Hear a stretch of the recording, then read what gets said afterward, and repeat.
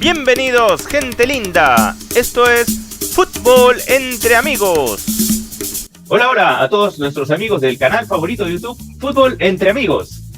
El día de hoy les vamos a traer otra comparación. Esta vez se trata de nuestra primera comparación entre porteros.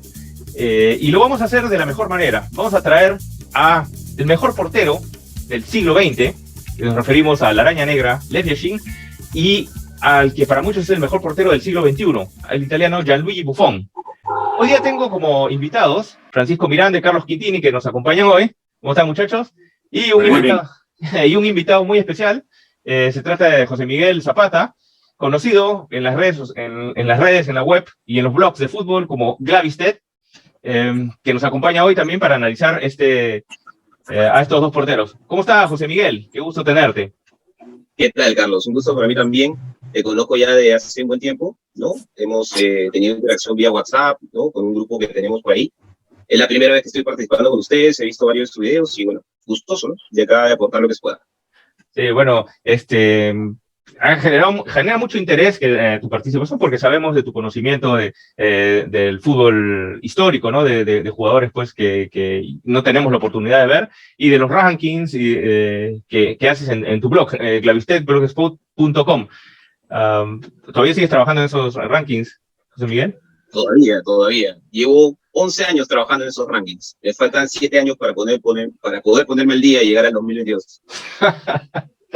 Bueno, espero te deseamos mucha suerte con ese trabajo. Y bueno, hoy día lo que nos interesa es comparar a estos dos grandes arqueros, estos dos grandes porteros, que pues como dije, son considerados los mejores en sus respectivos siglos. Para ello, hemos dividido en varias categorías esta comparación. Tenemos la categoría a nivel técnico, que básicamente son las habilidades de cada uno, la comparación táctica también el nivel físico, y también, sobre todo, una cosa muy interesante es la personalidad de cada uno, donde analizamos el don de mando, la capacidad de ordenar su defensa. Lo primero que vamos a mencionar es el nivel técnico. Francisco, ¿comienzas tú con este aspecto? Sí, bueno, lo que hemos hecho ahí en realidad es obtener las puntuaciones de todos, ¿no? Y definitivamente, pues, cuando estamos hablando de arqueros atajadores, estamos, pues, hablando de dos de los más grandes atajadores que definitivamente han habido en la historia, ¿no? No hay mucho material visual con respecto a Yashin, pero se puede ver claramente de que era un tipo con unos reflejos tremendos y una capacidad para atajar balones verdaderamente extraordinaria, ¿no?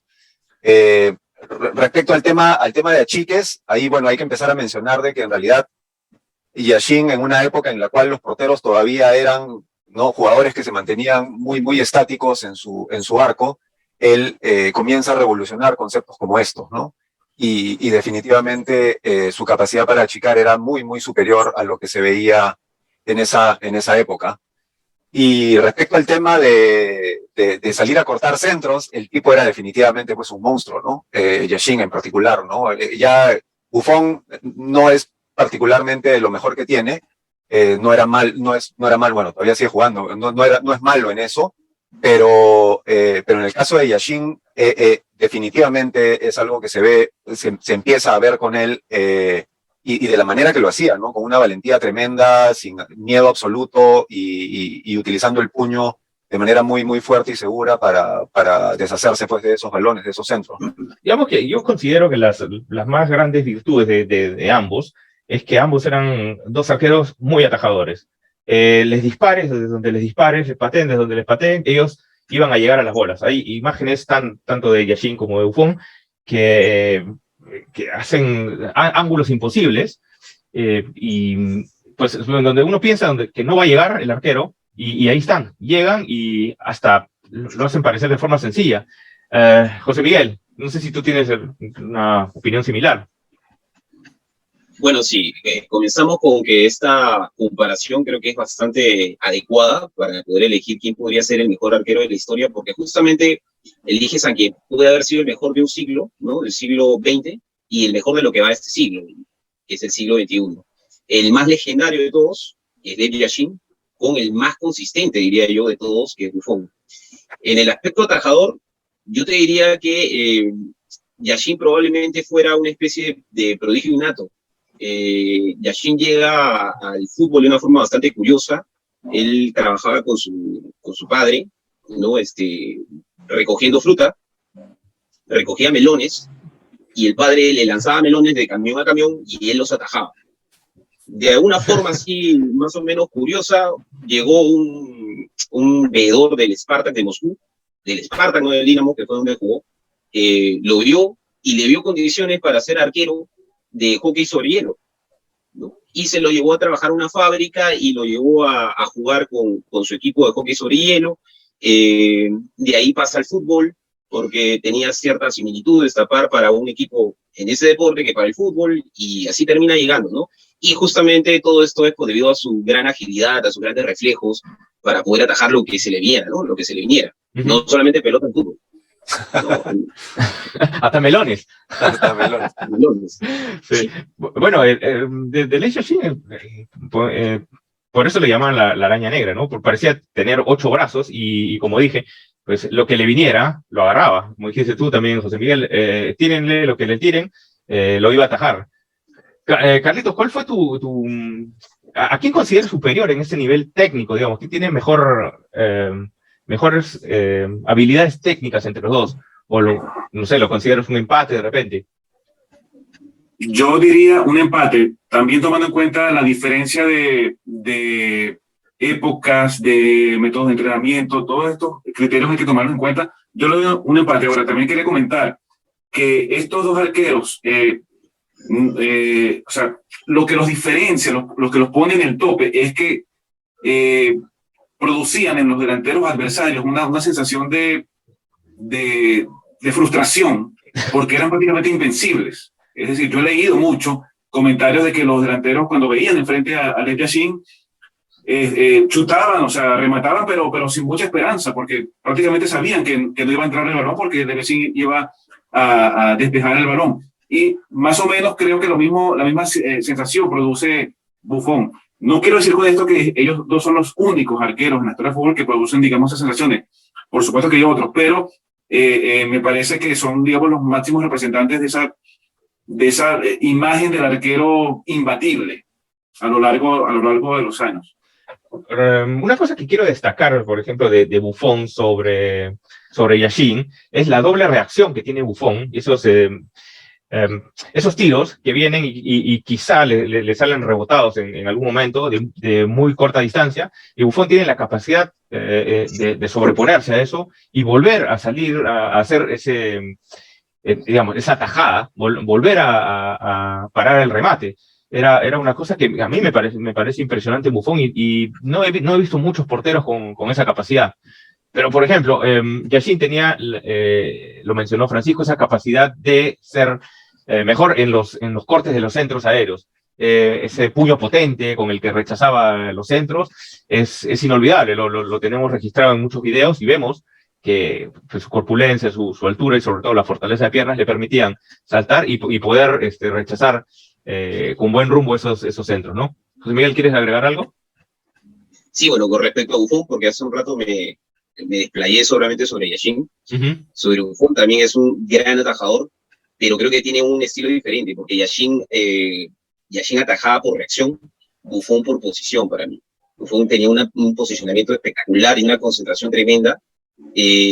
Ciertamente también tenía eso, lo de la doble reacción que tú me dices, y por eso fue apodado desde joven como Superman en el Parma, porque llegaba incluso a reponerse estando en el suelo, brincaba y saltaba de un lado a otro. Era muy difícil poder batirlo en ese aspecto. Aunque lo veías en el suelo, todavía no estaba vencido. En efecto. ¿No? Sí, era el hombre de acero en ese momento, de joven, ¿no? Antes de llegar a la Juventus, ya era considerado un arquero prodigio en ese aspecto también. Y bueno, Francisco, en este aspecto, ¿qué resultados arrojaron nuestros números? Bueno, hay que hacer la salvedad que estamos haciendo una comparación de porteros, tal cual como porteros, y estamos tratando de darle algunos números de acuerdo a sus características, que obviamente no son definitivos, simplemente la modesta opinión de 4 personas que estamos acá, y con el poco la poca información de repente que se puede tener también del Lech Yaching, un poco soporte visual, tratamos de dar una evaluación. Son totalmente distintas las circunstancias, totalmente distintos los contextos, las condiciones, incluso, como mencionamos en algún programa, la posición de arquero ha cambiado totalmente, que parece otra posición. Francisco, pero ¿qué resultados nos dio esta comparación en el nivel técnico, por lo menos? Sí, como lo hemos estado comentando, ¿no? Es verdaderamente un reto tratar de comparar dos eras tan diferentes. Y bueno, lo que hemos hecho es dar una puntuación sobre 10 con intervalos de 0.5. Los resultados que nos han dado básicamente es un empate. Me parece de que yo soy el único que le di un poquito más a Buffon en ese aspecto, pero en todos los demás casos ha sido un empate o ganó Yashin. O sea, estamos hablando de que ambos están obviamente sobre 9 puntos, pero muy, muy, muy pegados, ¿no? Bueno, la diferencia debe ser mínima, porque, como dije, los dos tienen grandes condiciones técnicas, no por nada son los mejores arqueros de sus respectivos siglos. Sin embargo, yo personalmente estoy de acuerdo que Yashin esté ligeramente superior en esta categoría. Bueno, en realidad creo que aquí ya tenemos que empezar a hablar un poco más acerca de todo este tema de la dificultad de la comparación, ¿no? Nuevamente podemos volver a decir, ¿no?, que, número uno, el material que tenemos visual sobre Yashin es bastante reducido. A Buffon, pues todos lo hemos gozado pues durante 20 años, ¿no? Hemos estado viendo toda su carrera innumerables veces. Entonces es bastante difícil. Creo que José Miguel en la previa dio una muy buena explicación acerca de por qué es tan difícil. José Miguel, a ver si nos expandes un poquito eso. Sí, bueno, yo me refiero a las comparaciones históricas de jugadores entre sí. Siempre hay un componente bastante subjetivo, bastante difícil de superar, porque cuando son dos jugadores de dos diferentes eras, la realidad de ellos es bastante diferente. Entonces, uno tiene como que amoldarse a tratar de compararlos con valores diferentes. En el caso del arquero, la posición de arquero es una de las que más ha variado en la historia. Entonces, es un poquito complicado poder decir, dar un veredicto exacto sobre quién es mejor que quién, ¿no? Yo lo que hago es tratar de compararlos temporada por temporada, ¿no? En el caso de Buffon, bueno, me ha tocado ver cada una de sus temporadas desde que debutó, en el 95. Evidentemente yo no he visto a Yashin, pero lo que hago es tratar de proyectar la información que tengo por temporadas para poder dar con valores que sean un poco más objetivos y que me permitan poder medirlo de alguna forma, ¿no? Es diferente jugar a un Yashin en su tiempo. También lo habíamos comentado en la previa, que Yashin no ha jugado lo que es torneos internacionales a nivel de clubes, torneos continentales a nivel de clubes, y eso evidentemente a uno le pone la idea de que Yashin tuvo menor competitividad que Buffon, que jugó todos los torneos internacionales de su tiempo, hasta por puras. Y los rivales con quienes se enfrentó, ¿no? Claro, Buffon ha tenido la oportunidad de enfrentarse a todos los rivales de su generación, de las generaciones por las que ha transcurrido Buffon, porque Buffon ha pasado por varias generaciones. Son 27 años de carrera de Buffon, 27 años hasta el año pasado, 27, 28 años. El inmortal. Es un Superman, ¿no? Comenzó, bueno, como hay ahí por ahí algún meme, él se enfrentó a Enrico Chiesa en algún momento y ahora juega con el hijo, Federico Chiesa, claro, ¿no? Cuando claro. estaba jugando Juventus, para poder uno darse la idea de todo el tiempo que ha durado Buffon jugando el fútbol a primer nivel. Y eso sin contar, o sea, eso hablando ya de su carrera profesional mayor, ¿no? Pero en realidad su historia pues con Italia empieza con copas sub-16, sub-17, sub-19. Ha jugado todo lo que puede jugar por su selección nacional y con muy buenos resultados en esos torneos, ¿no? Así es. Claro. Sí, bueno. Perfecto. Ahora, volviendo un poquito a la comparación histórica, como te decía, el tema de la dificultad es porque uno no sabe cómo compararlos finalmente, y uno tiene que hacer alguna proyección de alguna forma, tienes que elegir un método para poder hacer la comparación, ¿no? Yo lo que haría es ponerle énfasis a que Buffon realmente no jugó en su tiempo competiciones internacionales porque era inviable para él por el tema del gobierno soviético, que en ese momento era muy hermético. Sí, claro, con Yashin, ¿no? Que impedía que él pudiera salir y enfrentarse tan frecuentemente a equipos internacionalmente, ¿no? pero su leyenda se sostiene en base a lo que hizo internacionalmente con la Unión Soviética como selección nacional.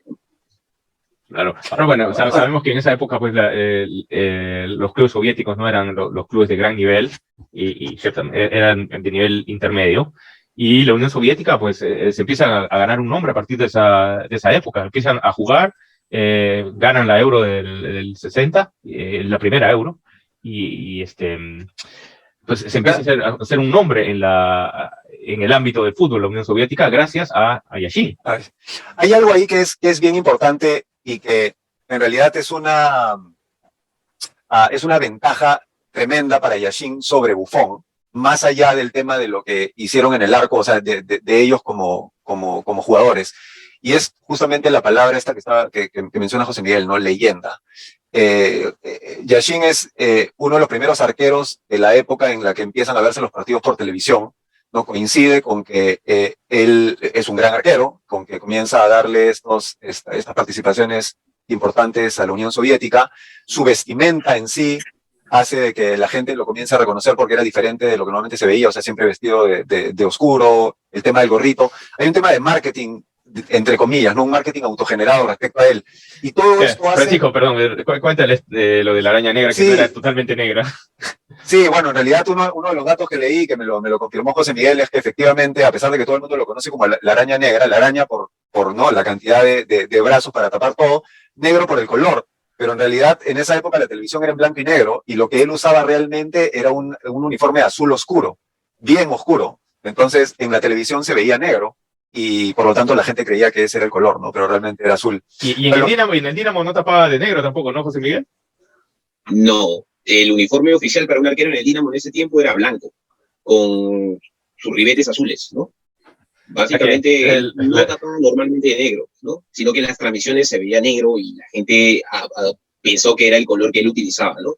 Ahora, lo de la araña, en realidad tiene que ver mucho con la forma en la que él tapaba también, no solamente por el color, era la postura que él adoptaba a la hora de ponerse bajo los palos. Como él venía de jugar hockey sobre hielo, en el hockey sobre hielo los arqueros tapan bastante encorvados porque los arcos son chiquitos. Entonces él seguía tapando encorvado en el fútbol. Entonces sus brazos colgaban hacia los lados y daban la apariencia de una araña. Así comenzó su apodo, ¿no? Ahora, otro tema interesante ahí es que a pesar de que internacionalmente, y la historia lo recuerda más como la araña negra, para los fans de la Unión Soviética, él era más conocido como la Pantera Negra. A diferencia, ¿no? de su apodo internacional.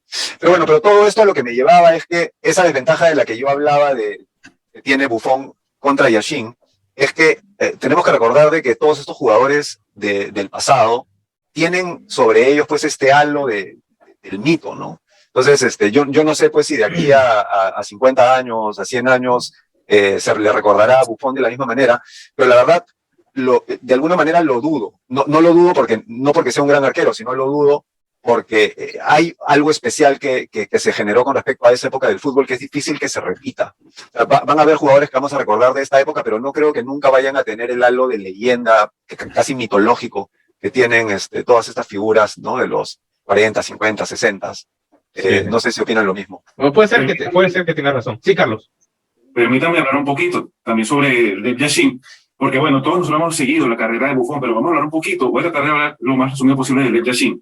Él ganó la medalla de oro en los Juegos Olímpicos del año 56. Con la selección de la Unión Soviética jugó el Mundial del 58, llegó a cuartos de final y fue considerado el mejor arquero de ese Mundial. Ganó la primera Eurocopa del año 60, también jugó en la Eurocopa del 64 y fue subcampeón, perdiendo la final frente a España. También jugó el Mundial del 62, donde más famoso básicamente por haber sido el único gol olímpico que se ha realizado en los mundiales de fútbol contra Colombia, y también jugó en el Mundial del 66, donde su Unión Soviética fue semifinalista. A nivel de clubes, él jugó toda su carrera con el Dinamo de Kiev, ganó 5 ligas soviéticas. Dinamo Moscú. Gracias. Dinamo Moscú, sí, 5 ligas soviéticas, 3 copas. Y como todos han estado comentando, en aquella época los contextos eran diferentes. No habían, por ejemplo, en la Unión Soviética no existía que si la Supercopa o digamos algún otro torneo regional. Y a nivel de torneos internacionales, Legacy tuvo digamos, la desventaja de que jugó en una época en la cual, como comentó José Miguel, el régimen soviético no permitía a los clubes soviéticos participar en Copas Europeas. Por lo tanto, Legacy no jugó ni un solo partido de Copas Europeas a nivel competitivo, torneos oficiales. Claro, el Dinamo de Kiev, el Dinamo de Moscú, así como muchos otros equipos de aquella época, sí jugaban torneos veraniegos, torneos cortos, cuadrangulares, con muchos otros equipos de otros países. Pero eso es un elemento que hay que considerarlo. Claro. Claro, todo dentro del contexto de su época. Sí. Bueno, siguiendo con el análisis, para continuar con esta balanga de números que hemos hecho para ustedes, vamos a analizar el aspecto táctico. Del aspecto táctico, calificamos cosas como la ubicación, el juego de pies, más que todo la precisión que tenían para habilitar a los compañeros o para generar jugadas y salir en la organización de la salida de un equipo. Y el aporte ofensivo de cada uno, es decir, cuánto su saque, sea con la mano, o sea con el pie, o con cualquier otra parte, aportaba en la capacidad ofensiva de los delanteros o los volantes, lo que respecta a la habilitación de ellos, ¿no? Desde mi punto de vista, Buffon, en este sentido, tiene la ventaja. Y yo creo que la mayor ventaja es en la ubicación. Creo que José Miguel lo mencionó en un inicio. La ubicación de Buffon es una ubicación perfecta. Y no solamente es una ubicación perfecta, sino que, claro, está muy focalizado en lo que hacer bajo los tres palos, y tenía la capacidad incluso de reposicionarse de acuerdo a cómo leía el partido. No sé si ustedes están de acuerdo. Dale, José Miguel.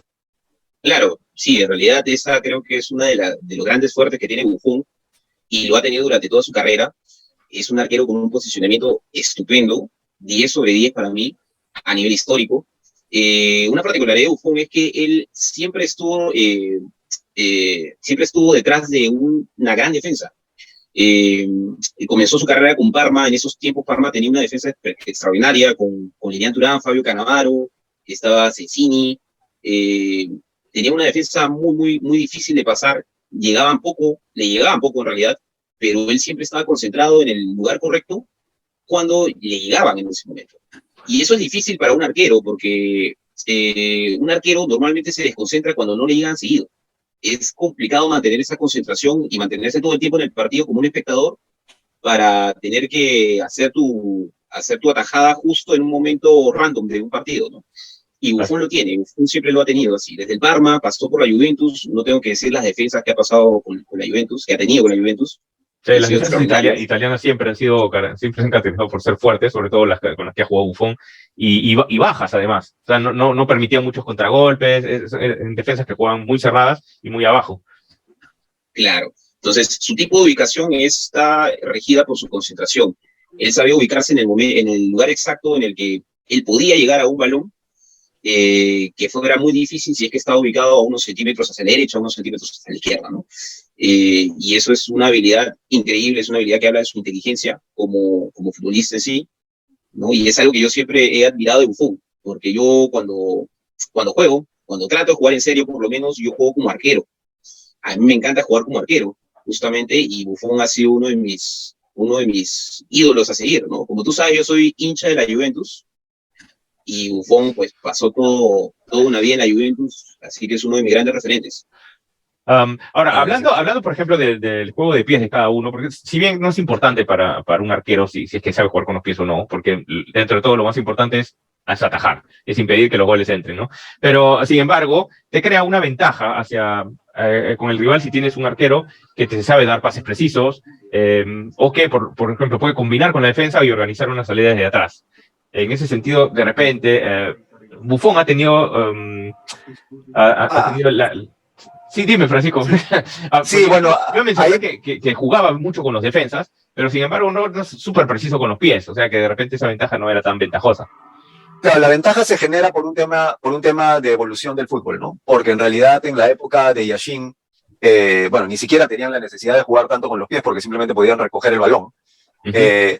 Y el tema de posición en este siglo, bueno, ya con el fútbol moderno en general, también hace de que el arquero tenga que tener mayores cualidades al respecto, la distribución ofensiva lo mismo. Entonces, es un poco más difícil comparar esas cosas, ¿no? O sea, definitivamente, si vamos a hacer la comparación directa, Buffon es superior, probablemente en los tres aspectos dentro del tema táctico, ¿no? Porque el tema táctico del fútbol en general ha cambiado mucho.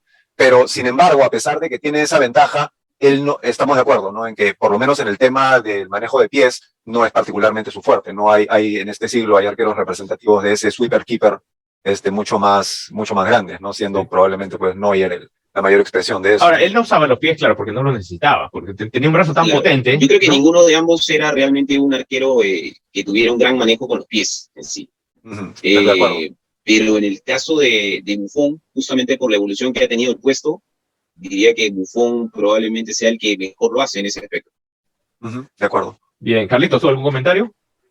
Sí, yo concuerdo perfectamente con José Miguel. O sea, en mi opinión, ninguno de los dos destacaba ampliamente en ese aspecto, lo que para un arquero tampoco es muy importante. Y bueno, Yashin fue uno de los pioneros en hacer un poco esto de salir fuera de los tres palos y tratar de jugar un poco más. O sea que no era un arquero líbero como podemos conocer ahora, pero sin embargo se le conocía por ir más allá de los tres palos, incluso dejar su área frecuentemente.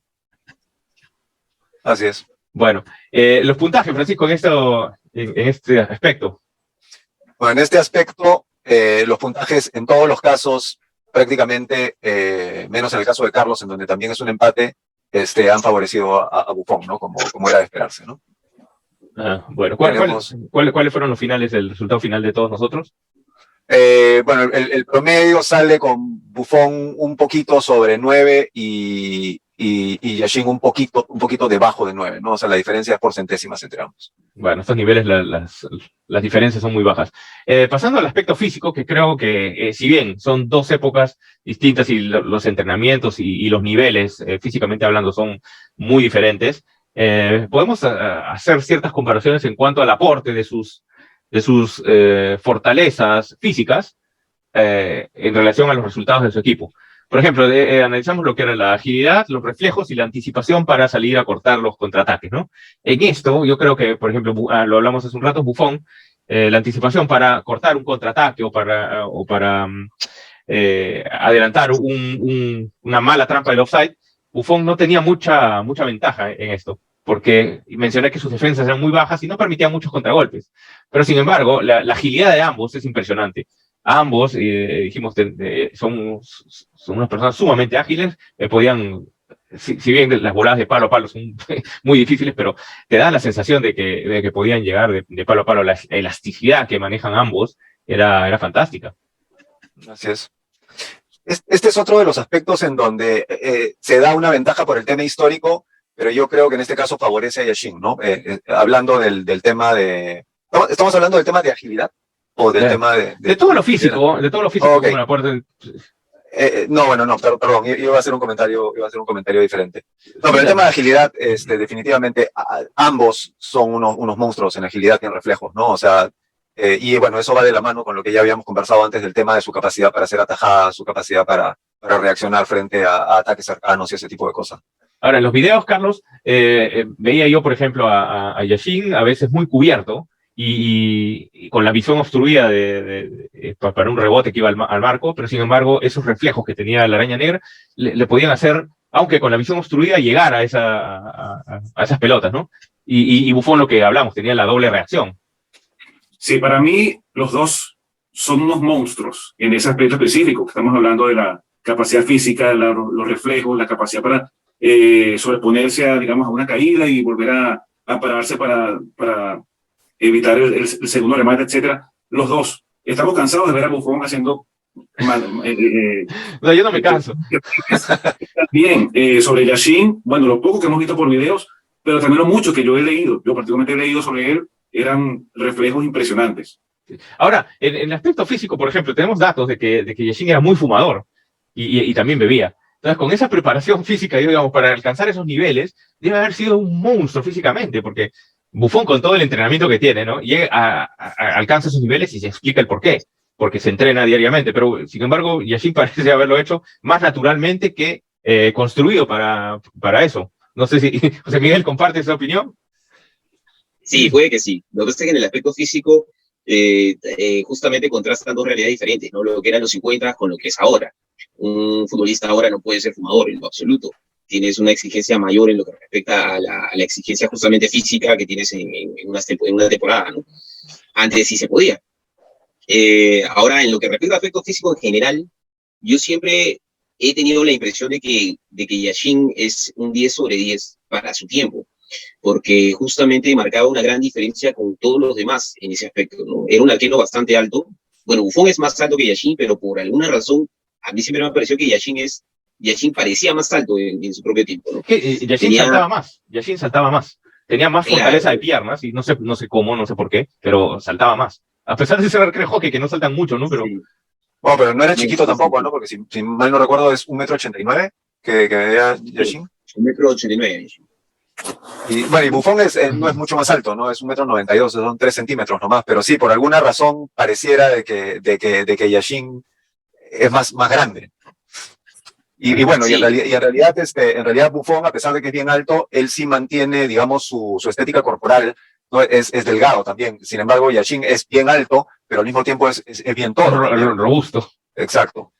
Y además estaba encorvado, como decías tú, ¿no? O sea, no era totalmente erguido, sino que la postura, de repente uno veía el arco y decía, pucha, este está cubriendo más No, y yo me imagino que para los jugadores con los que jugó, o sea, cuando uno ve un arquero así, no es el mismo tipo de efecto que daba Khan, ¿no? Se te viene Khan encima, o se te viene Yashin encima y es un toro que se te está viniendo, y eso es algo que tiene un efecto muy, muy fuerte sobre los atacantes, ¿no? Tú lo mencionaste, ¿no, Carlos? Son dos arqueros que al enfrentarlos causan terror. Sí, exactamente. Producían en los delanteros una sensación de frustración de, oye, aunque le chute, aunque le remate, él me lo va a parar. No voy a poder conseguir el gol. Sí. Bueno, en esta categoría, ¿quién ganó, Francisco? ¿O salieron empate también? En esta categoría hemos tenido el aspecto físico, a ver, déjame ver, 9.50, 9.17. En todos los casos ha estado un poquito por encima Yashin sobre Buffon. Bueno, entonces le da más refrendo al comentario de José Miguel, que considera a Yashin una maravilla, físicamente hablando, para un arquero, ¿no? Para la época. Yo creo que... Sí. Discúlpame. No, sigue. Te iba a comentar de que yo creo que ambos pueden ser considerados similares en el aspecto de uno versus uno, pero desde la perspectiva histórica, que ya anteriormente he comentado, Yashin probablemente merezca un bonus por la diferencia que hacía con los jugadores de su propia generación, ¿no? Buffon también lo ha hecho espectacularmente, pero digamos que son habilidades que ya son más comunes. En el caso de Yashin era algo más singular. Ese es un buen bonus que le podemos otorgar a Yashin. Vamos al aspecto de la personalidad, donde hemos englobado el don de mando de cada uno, el coraje y la valentía, la seguridad y serenidad que transmitían al grupo también, y el peso, cuánto valía ese jugador no en dólares, claro, sino cuánto valía para el Dinamo Moscú, para la Juventus, para la selección soviética, para la selección italiana, cuánto es el peso específico, digamos, de ese jugador dentro de un grupo, y lo redondeamos un poco también con lo que fueron el pico de carrera y la longevidad de mantenerse pues en alta competencia. José Miguel, ¿qué comentarios tienes respecto a este aspecto de personalidad? ¿Qué crees que resaltaba más en ambos casos? En el aspecto de personalidad, me dices tú, o en el aspecto del valor para el equipo. Lo que te parezca más importante. Bueno, yo te escuché ahorita lo del valor para un equipo, lo primero que se me ocurrió, lo primero que me vino a la mente fue que Buffon en algún momento fue récord histórico en una transferencia por un arquero, ¿no? Cuando aún las transferencias tenían que ver con el nivel implícito que uno tenía, ¿no? Ahora ya la cosa varió bastante, pero en esos tiempos, pues, te daba justamente una apreciación del prestigio que tenía en ese momento Buffon como arquero, ¿no? Cuando pasó el Parma a la Juve. Buffon, en efecto, era visto como un prodigio en ese momento, y con la Juventus ha desarrollado una carrera maravillosa, y ha sido un futbolista emblema para la Juventus por muchísimo tiempo, ¿no? En la Juventus, Buffon ha estado ya, contando las 2 etapas que tuvo, porque tuvo una temporada con el Paris Saint-Germain, estuvo 19 temporadas con la Juve. Prácticamente en todas las temporadas fue una gran figura con la Juventus, salvo por ahí una ocho veces entre el 99 y el 2017 sale el mejor portero italiano durante 8 temporadas. O sea, estamos hablando una cosa tremenda. una barbaridad, ¿no? Yo que tengo mis propias valoraciones, por ejemplo, yo lo conozco a Buffon 7 veces, pues, bueno, 7 veces en el top 23 de los mejores futbolistas del mundo y por lo menos 7 veces como mención honrosa, ¿no? Lo que hace 14 años de un futbolista bastante emblemático para un club bastante grande como la Juve, tanto en la Serie A como en las competiciones internacionales que estuvo, ¿no? Entonces, en ese caso, Buffon creo que ha sido un emblema mayor a nivel internacional en su tiempo. Ahora, por ejemplo, discúlpame que te... ok, claro, porque que te interrumpo un poco, pero por ejemplo, a Buffon la Federación Internacional de Estadística lo considera 5 veces el mejor arquero europeo dentro de su carrera, ¿no? Mientras que tengo el dato que a Yashin lo considera 9 veces el mejor portero europeo. O sea que en ese sentido, por ejemplo, a nivel ya internacional, Yashin se lleva cierta ventaja. Lo que sucede es que, bueno, definitivamente es innegable lo que está diciendo José Miguel con respecto a la valoración que se le puede dar a Buffon como símbolo, como jugador representativo dentro de su equipo y bueno, y dentro de su selección. Pero aquí sí hay un aspecto en donde definitivamente Yashin tiene ventajas, ¿no? Y es una ventaja que se la da el momento histórico, ¿no? El tema del liderazgo es un asunto que no se veía en los arqueros en esa época.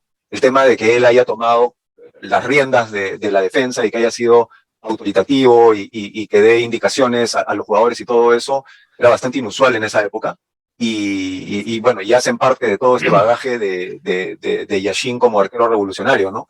Entonces, el tema del liderazgo hoy día en un arquero es algo esperado. O sea, el arquero tiene que ser por lo menos el líder de la defensa, y en cambio en esa época no. Entonces ahí hay una ventaja para Yashin históricamente. Bueno, yo creo que hablando, siguiendo en esa línea, Francisco, por ejemplo, tenemos a Buffon en el 2006, campeón mundial, ¿no? Él no es una figura exclusiva de esa selección italiana, ¿no? Okay. ¿No? Porque saltaron otros personajes a la vista. En cambio, si lo transportamos a la Unión Soviética, Yashin era la única figura a nivel top mundial que podemos recordar. Y ahí es donde se mezcla este tema con el asunto del peso específico dentro del equipo. Uh-huh. Porque si tú agarras, y por ejemplo, tú acabas de mencionar, ¿no? El equipo de Italia en el Mundial del 2006, y miras esa selección, estás hablando pues de una de las mejores selecciones que se ha puesto pues junta en la historia, y él obviamente era importante dentro del equipo, pero no era definitivamente pues lo más importante. Sin embargo, en el caso de Yashin, prácticamente en todos los casos, él probablemente era el personaje más importante del equipo siempre. Y eso es una especie de actor solitario en el Dinamo Moscú y quizá también en la selección soviética. Entonces, eso combinado con el tema de la valentía, pues yo lo que he leído, pero lo que he visto, a pesar de que es poco, o sea, el tipo definitivamente no le tenía miedo a nada, ¿no? O sea, cuando salía por una pelota no le importaba poner el cuerpo de la manera que sea necesaria para poder hacer esa salvada, ¿no? Y aparte que antes los chimpunes dolían más, ¿no? No, y ese es otro tema también en el que ha evolucionado el tema a favor de los arqueros, y es que ahora se les protege mucho más. Antes los arqueros les daban, pero como les daba la gana, ¿no? En general, ¿no? El tema de los fouls era mucho menos controlado, pero olvídate, o sea, había que ser muy, muy, muy duro claro. Con eso. Creo que Carlitos quiere decir algo. Sí. Sobre el comentario sobre el peso, la importancia de ambos jugadores en sus clubes o en sus selecciones, es justo decir lo siguiente. Lev Yashin, ok, fue la mayor estrella, pero de una selección soviética que estaba en su época de oro. No podemos dejar de mencionar a jugadores como Igor Neto, que era el capitán, de hecho, de aquella selección soviética, uh-huh. Valentín Ivanov, también Metreveli, Chislenko, Mesky, los primeros años de un defensa llamado Shesternev también. Es decir, era una selección soviética muy buena, es verdad. Lev Yashin destacaba. Pero no estaba jugando solo. Bastante muy bien balanceada. Y en cuanto a Buffon, hablando específicamente del Mundial de Alemania 2006, es cierto que Fabio Cannavaro tuvo una performance impresionante y Andrea Pirlo también. Ahora, hablando de Buffon, yo me atrevo a decir, esa es mi opinión y me atrevo a decirla, ningún arquero ha tenido una actuación en un Mundial tan trascendente, tan, no sé, extraordinaria como Buffon en el 2006. No recuerdo. De los mundiales que yo he visto, no recuerdo. Y bueno, unos podrán decir Fillol en el 78, Mayer en el 74, Banks en el 66. Puede ser. Dinosov también en 82. No, pero es cierto, a nivel de números, es probablemente la mejor campaña que ha tenido un arquero en mundiales, ¿no? Tú tienes una opinión distinta, José Miguel, ¿verdad? Pero a nivel de clubes no refleja lo mismo que refleja en la selección, Buffon. Bueno, no tan distinta, porque en realidad Carlos se estaba refiriendo a lo que es la Copa Mundial, y en efecto Buffon tuvo una gran Copa Mundial, y es uno de las mejores actuaciones de un arquero en una Copa Mundial también para mí. No sé si sea la número uno, incluso ahora recientemente me acordé de Manuel Neuer en 2014, tendría que revisarlo sinceramente, pero lo que sí, lo que habíamos comentado en la previa era que si Buffon era o no candidato factible para un Balón de Oro en el año 2006, por esa Copa del Mundo. Y según como yo los valoro, diría que no por su temporada a nivel de clubes, ¿no? Porque él tuvo una lesión, estuvo mucho tiempo lesionado en esa temporada, fue reemplazado por el arquero Cristian Aviati, si no me equivoco, y tuvo muy poca actividad durante esa temporada, ¿no? Entonces, lo único que le salva, digamos, en esa temporada 2005-2006 es la Copa del Mundo, que hace una gran Copa del Mundo, eso sí, ¿no? Pero tanto como para Balón de Oro en ese momento, creo que no. Tuvo otras muy buenas temporadas también en el año 2002-2003, también hizo una gran temporada Buffon, en el año 2012 también, en el año de la Eurocopa, sino que es un poco opacado también por Casillas en ese momento, pero tuvo muchas oportunidades de ser considerado como de lo mejor del mundo y un podio entre los mejores futbolistas del mundo en ese momento. Bueno, en realidad en el caso de Buffon, o sea, ya el hecho de que en tantos años se le haya considerado dentro del top, ¿no? Si bien es cierto, no gana el Balón de Oro, pero ha estado dentro del top cercano. O sea, siendo un portero, definitivamente es algo que ya representa.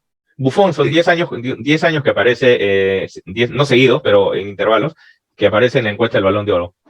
Y sí, quedó segundo en el 2006. Quedó segundo. Y estamos hablando, ¿no? Y acá también hay que hacer el tema del contexto histórico. O sea, parte del mito de Yashin es el Balón de Oro del 63.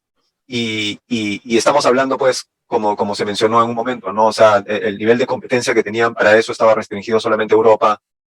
Probablemente incluso los criterios que se tomaban eran diferentes. O sea, olvídate, para un portero pues ganar un Balón de Oro en esta época es prácticamente imposible, ¿no? O sea, no sé realmente qué cosa tendría que hacer, porque han habido porteros que han ganado mundiales y que han tenido, ¿no? Actuaciones sobresalientes y no lo han logrado. O sea, ¿qué más puedes hacer, no? O sea, ya. Ahora, yo quiero mencionar dos hechos que de repente no son relevantes para dar un puntaje matemático, digamos así, pero, por ejemplo, dos pecas que se le marcan a Buffon dentro del global de su carrera, ¿no? Es este mundial no jugado, el mundial anterior, que se le achaca, pudo haber jugado su último, o sea, no fue su culpa, pero estuvo en el equipo, digamos, no fue capaz, por llamarlo de alguna manera, no quiero echarle la culpa, pero de subirse el equipo al hombro. Y lo otro son las finales perdidas con la Juventus, no haber ganado la Champions League. ¿Qué edad tenía Buffon para el Mundial del 2018? ¿38? Sí, bueno, pero podía haber, no sé, digamos que ya no debería. Son dos cosas que se le recuerdan, que no son tan agradables para recordar en el arquero. Mientras que, por el otro lado, a Yashin le hacen billetes rusos con su cara, estampillas, un estadio con su nombre y además también un trofeo que se viene otorgando desde el 2019 al mejor portero. Entonces, digamos que en uno son cosas que terminan sonriéndole siempre, y el otro son dos pequitas que le marcan, pues, Eso es parte de lo que me refería de este tema, de que hay ciertas cosas con respecto al mito del fútbol que generan los jugadores del fútbol antiguo, que no se va a volver a repetir. O sea, no dudo de que probablemente en algún momento pueda haber un estadio con el nombre de Buffon en algunas décadas, pero no es lo mismo. No es esa sensación de que estás hablando de Dios, ¿no? Bueno, claro.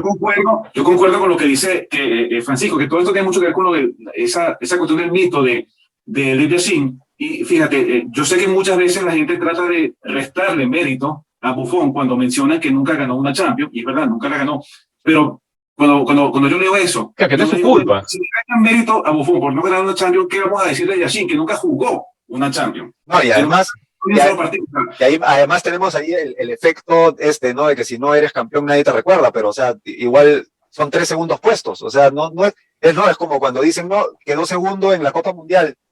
Aguanta un ratito, claro. Quedó segundo en la Copa Mundial, o sea, perdió el último partido, ¿no? O sea, es como que no se le da la valoración si es que no cargaste el trofeo, ¿no? Y como yo digo, también, muchas veces la diferencia entre un campeón y un subcampeón es un es un disparo que pasó 5 centímetros por el poste. El palo de Rensenbrink, para recordar a nuestro amigo José Antonio. Exacto. Entonces, es lo que tú dices. Buffon jugó 3 finales de Champions League, las 3 las perdió, una por penaltis, hay que decirlo también, ante el Milan, pero por supuesto tiene mucho mérito también. Haber jugado, o sea, ¿cuántos partidos jugó Buffon y la Juventus en cada uno de esas temporadas para llegar a la final? Sí. Eso tiene que No, claro, valorarse. por eso decía, matemáticamente no son relevantes estos datos, simplemente que es la manera como se van a recordar las cosas después y que contribuyen a construir un mito, como decías tú, Francisco, construir una leyenda y a dejar de construir otras de repente, que no sé, en 20 años vamos a ver a Buffon como la leyenda que fue Yashin, o de repente vamos a seguir viendo a Yashin como el dios de los porteros, inclusive en los 3 siglos que hay de fútbol, ¿no? O una particularidad de los mitos es que tienden a crecer con el tiempo. José Miguel, ¿tú tienes alguna opinión distinta? Sí, bueno, el tema de los mitos evidentemente favorece a Yashin por el tiempo que ha pasado, por el tiempo que ha estado de boca en boca, obviamente, por décadas de décadas. Yashin alimenta mucho de esa leyenda debido a haber sido el único arquero en ganar el Balón de Oro, ¿no? En el año 63. Eso le alimenta mucho porque hoy por hoy el Balón de Oro es tomado como una especie de medida sagrada para muchos, ¿no? Yo particularmente te diría, por lo que yo he revisado y visto, que creo que Yashin no merece ganar el Balón de Oro en el año 63. Es más, creo que no es ni su mejor año, sino que lo gana debido a una especie de homenaje que se le rinde y debido a una performance que hace en un partido de Inglaterra versus el resto del mundo por un partido que se realiza por el centenario de la FA. En el que juega solamente un tiempo, si no me equivoco, porque en el segundo tiempo fue reemplazado por el yugoslavo Soskic. Pero hace un tiempo extraordinario, se le valora mucho en ese momento ya cómo se ha desarrollado su carrera en sí y digamos que termina siendo tendencia en ese momento y de esa forma gana el Balón de Oro, ¿no? Hoy por hoy muchos toman ese Balón de Oro como referencia para alimentar su leyenda, ¿no? Como alguien inalcanzable, un arquero actualmente para que gane el Balón de Oro es muy, muy difícil. No lo ha logrado Buffon, no lo logró Casillas, no lo logró Neuer. Digamos que eso hace que su leyenda se mantenga ahí, ¿no? Y con respecto a las finales que perdió Buffon, ¿no? Que puede terminarse instalando como un pensamiento negativo sobre él en la opinión común. Esa mala semillita que se siembra, ¿no? Sí, bueno, ahí yo creo que es un problema de lógica en sí, porque cuando hablamos de jugadores, evidentemente tratamos de hacer análisis individuales y los títulos que se ganan corresponden más bien a un desempeño grupal, ¿no? Y hay una Claro. cosa que no funciona tan bien en ese aspecto, en esa lógica. El único caso en el cual podrías achacarle una cosa así a un arquero es que se hubiera hecho pues un blooper, ¿no? Que dejó pasar pues la última bola con la que ganaron el partido de manera, pero realmente, claro. Más o menos. Ni sería, no entraría en esas comparaciones con nadie. Sí, definitivamente. Pues, ¿quieres que te dé los números de...? A ver, digamos, para ti, ¿quién fue el ganador en cuanto a los números que hemos soltado? Bueno, antes de dar el número final. Ok. Bueno, yo en realidad, aquí, digamos que creo que se tiene que hacer un tema de justicia, ¿no? Pues, lo que he leído y lo que he visto con respecto a Yashin definitivamente justifican el mito. Tengo que reconocer eso. Y no hay absolutamente nada con respecto a lo que se diga de él que no tenga el nivel de merecimiento que tiene en la opinión pública, ¿no? Entonces, para mí está claro de que definitivamente Yashin es el mejor portero del siglo XX. Y decir eso no es definitivamente poca cosa porque estamos comparándolo pues con arqueros pues de tremendos, ¿no? Estamos hablando pues de, no sé, pues Taparel, Banks, Schmeichel, Dinosov, etcétera. O sea, ponerlo sobre ellos ya de por sí es decir muchísimo de él, ¿no? Pero me parecería injusto ponerlo sobre un Buffon que definitivamente para mí no es necesariamente el mejor arquero del siglo XXI, pero sí se la pelea de cerca, pero que está en un nivel que como arquero, como lo que es la posición, definitivamente para mí está sobre lo que se hizo en la época de Yashin. Entonces, para mí, honestamente, lo justo sería declarar un empate debido a que cada uno representa su tiempo, digamos. ¿Y cuál fue tu puntaje? Mi puntaje en particular, al final, luego de hacer la matemática, saca que Buffon está un poquito sobre él, pero estamos hablando de 2 décimas de diferencia, ¿no? Okay. Te lo doy exactamente, salió 9.11 Buffon, 9.05 Yashin. ¿Y de Carlos? Carlos, ¿tú quieres decir algo? ¿Te parece? O sea, Sí, tú... realmente, en mi opinión personal, muy personal, los dos son los mejores arqueros de la historia del fútbol. Para mí, Buffon ha alcanzado el podio, digamos, el pedestal de Yashin, cosas que ningún otro arquero ha logrado. Y por supuesto, como dijo Francisco, la historia del fútbol está llena de porteros extraordinarios que, bueno, no hay tiempo para nombrarlos, pero estos dos son el top del top. ¿Cuáles fueron los puntajes de Carlos, Francisco? Es un empate, exactamente un empate con ambos porteros con 9.75. O sea, básicamente ambos cerca de Dios, ¿no? De ese 10 que prácticamente es imposible alcanzar, ¿no? Okay. José Miguel, ¿tú? Creo que a ti te salió algún resultado diferente a lo que realmente piensas, ¿o no?